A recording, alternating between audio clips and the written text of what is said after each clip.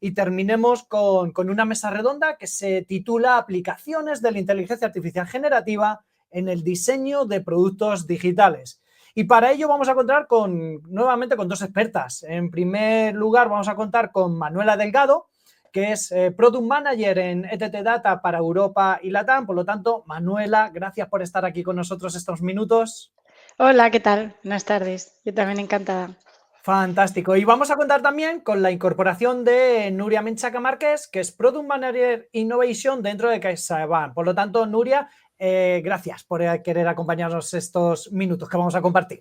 Muchas gracias a ti por invitarme y buenas tardes a todos.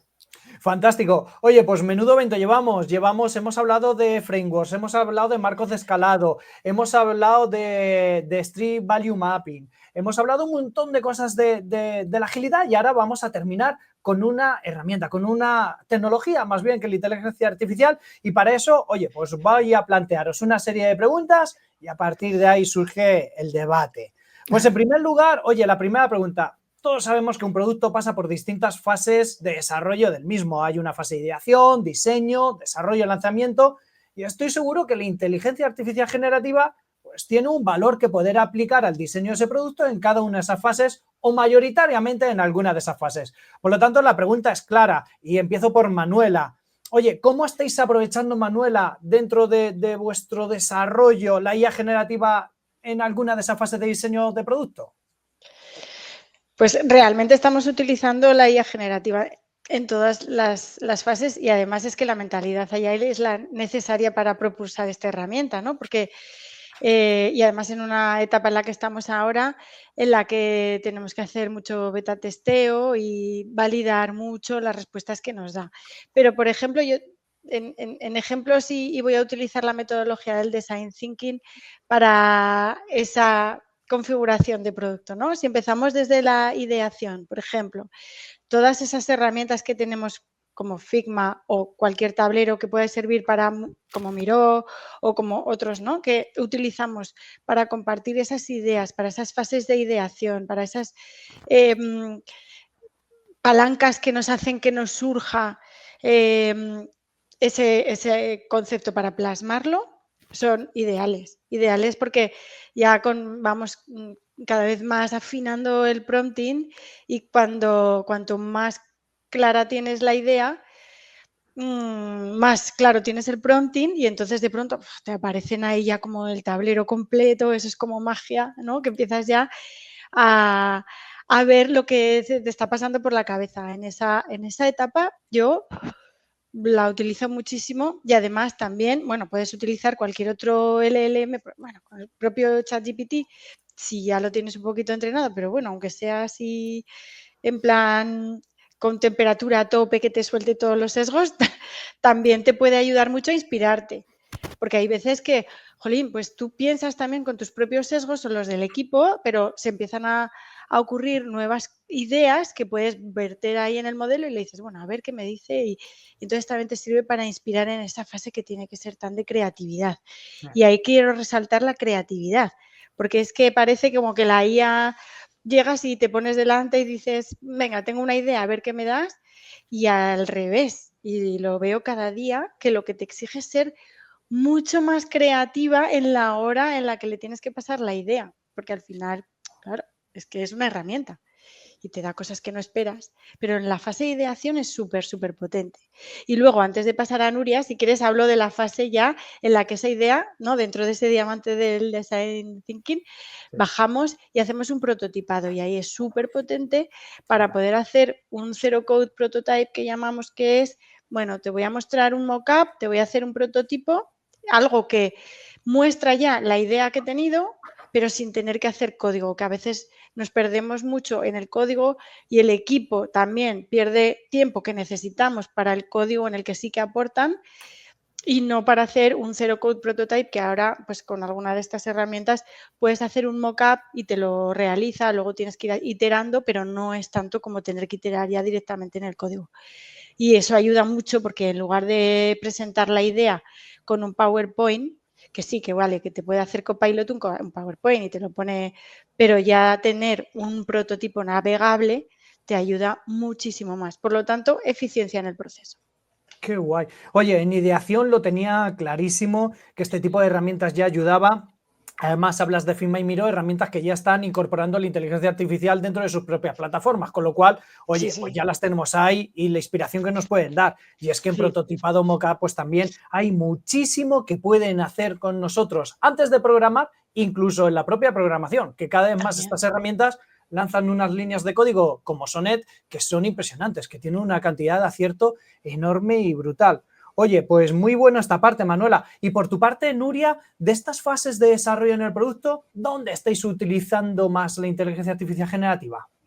Bueno, nosotros en la parte del ciclo de la vida del producto la utilizamos prácticamente en todo. O sea, al final se ha vuelto la IA generativa, se ha vuelto una herramienta de apoyo muy importante en todo lo que es el desarrollo del producto. Como bien decía Manuela, en la ideación nosotros analizamos grandes cantidades de datos, bueno, porque al trabajar yo en una empresa tan grande, pues al final tenemos muchos datos, tanto de tendencias de mercado como de comportamientos de cliente.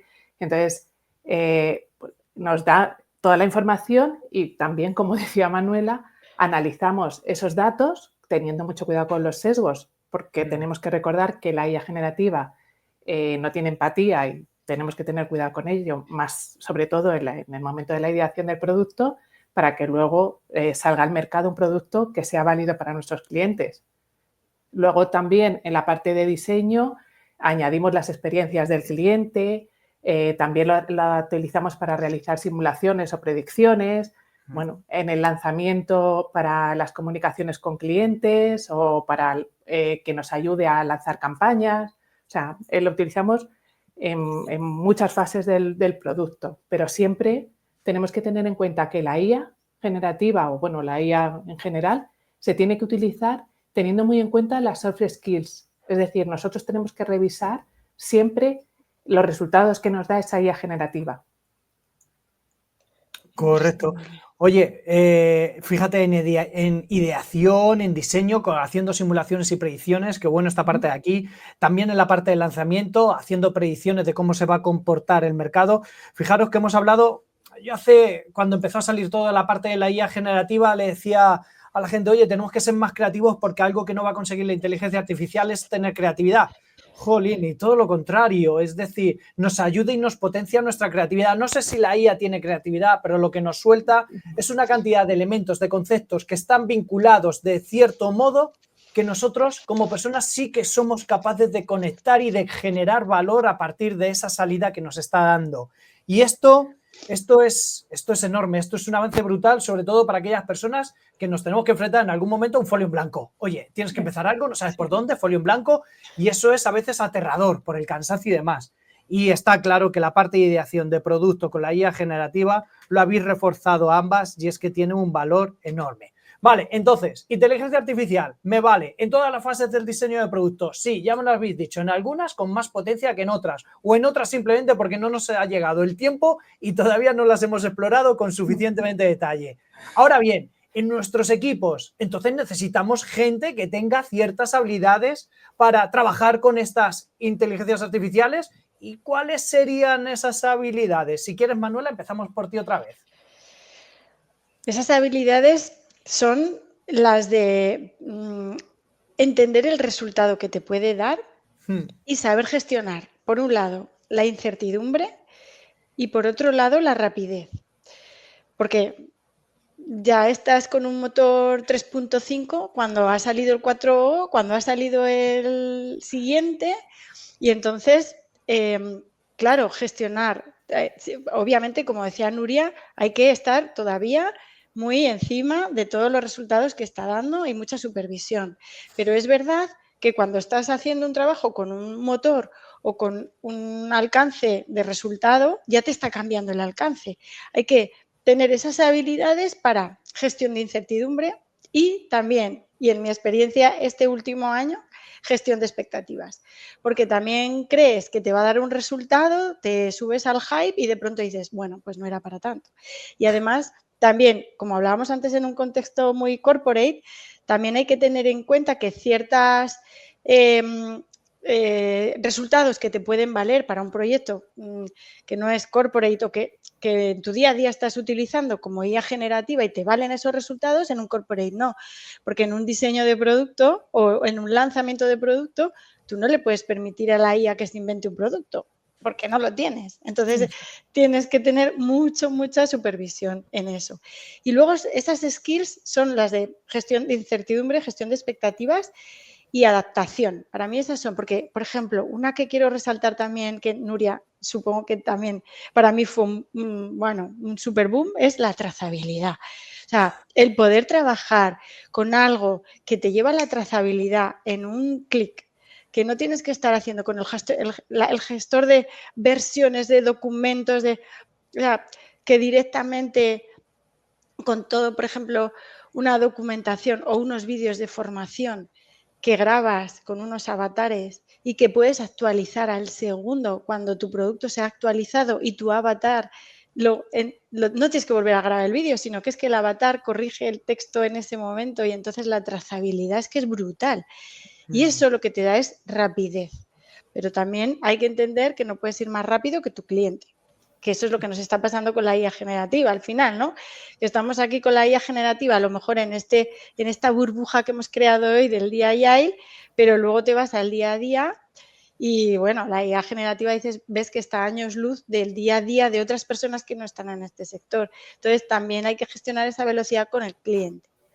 Claro. Oye, sí, porque a veces cometemos ese error. Como nosotros estamos tan embebidos, tan metidos profundamente dentro de la tecnología, pues a veces perdemos ese enfoque de que esto no corre tanto para el resto de las empresas y las organizaciones. De hecho, cuando muchas veces, y vosotras las habéis nombrado las dos, hablamos del hype de la inteligencia artificial, esto significa que en los medios de comunicación, los gurús, los expertos y las redes sociales hablamos todos los días, en todo momento, de la tecnología. Pero esto no significa que eso se traslade al día a día de las empresas. El día a día de las empresas necesita más tiempo, necesita más consolidación y necesita más un conocimiento de valor más real, más tangible. Cuidado, que para nosotros es un valor real, ¿eh? Pero para las empresas que no están metidas tan tecnológicamente necesitan ese espacio, necesitan esa madurez, esa comprensión, porque a veces tú aquí hablabas de esas habilidades. Comprensión, esa necesidad de comprender qué es lo que la IA nos está diciendo y luego tener ese análisis crítico para entonces decidir. Y aquí las empresas siempre van más lentas. No puedo estar más de acuerdo con esto que dices, Manuela. En tu caso, Nuria, cuando hablamos de habilidades, ¿qué buscas en tus equipos y cómo utilizan estas habilidades para utilizar esta tecnología en el diseño de producto? Bueno, a ver, al final la IA lo que te permite, y los productos y más en Agile, pues tienen que ser muy diversos. Todas las personas que forman los grupos tienen distintas soft skills, lo que estábamos comentando antes, y al final, bueno, pues sale, contra más diverso sea el equipo, pues mucho mejor, más se puede aportar y más valor se aporta al producto. Al final, la IA generativa es una herramienta transformadora, pero sí que es muy importante que todos los equipos tengan en cuenta un enfoque estratégico. Para mí, en mi trabajo, por el sistema, por donde trabajo yo, es muy importante. Todos tenemos que tener ese enfoque estratégico en la creación de cada producto.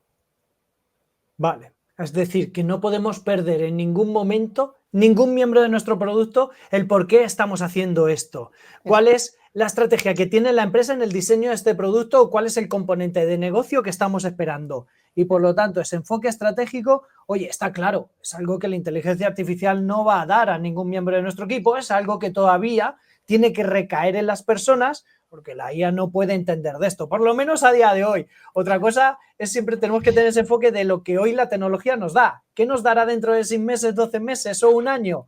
Bueno, pues por aquí va la siguiente pregunta. Entonces, oye, ¿qué futuro esperáis que la tecnología nos pueda aportar en el diseño de productos? Porque estamos hablando de que, es verdad, este año la IA generativa de texto no ha avanzado tanto, hay mucho ruido, con distintas versiones, como decías en tu caso, Manuela, decías distintas versiones de 3.5 o 1 y demás, esos razonadores, esos agentes de IA que todo el mundo planea que sea el 2025 el año de la explosión de los agentes de IA, pero ¿por dónde pensáis, en tu caso te pregunto, Manuela, por dónde viene ese futuro? ¿Cuál es vuestra idea de futuro en cuanto a la IA generativa revinculada, relacionada con producto? Yo es que creo que todavía en 2025 va a haber que hacer mucho push y mucha concienciación y todavía mucha evangelización de qué puede dar todo esto. Es verdad que quizá ya a mitad del año que viene todas esas imágenes, incluso vídeos, que ya con estas primeras versiones de herramientas que nos están dando esos vídeos que todavía están, bueno, se nota ahí una calidad que no llega, pero bueno, eso va a llegar, eso va a llegar. Pero vuelvo otra vez y ahí tengo dudas, porque creo que principalmente las empresas comenzarán a asumir la IA en sus productos cuando las personas que trabajan en las empresas empiecen a esa adopción de la innovación de la curva de Rogers, que creo que todavía estamos en el early adopter o algo así, todavía no ha llegado a la masa crítica y creo que el año que viene será cuando ya llegue a esa masa crítica y entonces ya se podrá hacer un desarrollo de producto con esa gestión de la incertidumbre que decía, pues con mucho menos riesgo de lo que se está haciendo ahora, quiero decir, en un ámbito menos tecnológico que a lo mejor esta burbuja que estamos nosotros, ¿no?